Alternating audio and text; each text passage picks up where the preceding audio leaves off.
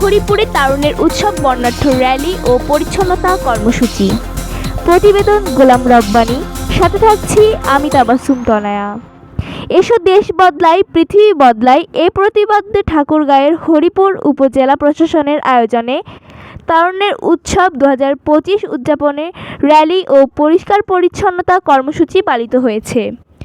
মঙ্গলবার 4 ফেব্রুয়ারি সকাল 11 ঘটিকায় উপজেলা চত্বর থেকে র্যালি শুরু হয়ে প্রধান সড়কগুলো প্রদক্ষিণ শেষে আবারও উপজেলা চত্বরে এসে শেষ হয়। পরে শুরু হয় পরিষ্কার পরিচ্ছন্নতা কর্মসূচি।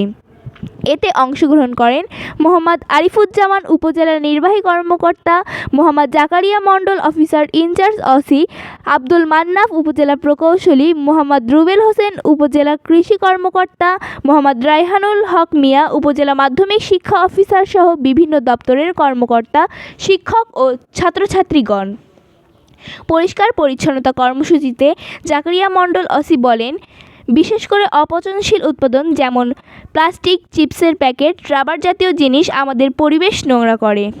তাই এ সমস্ত অপ্রয়োজনীয় জিনিস পরিষ্কার করে পরিবেশ রক্ষায় আমাদেরকে অগ্রণীয় ভূমিকা পালন করতে হবে।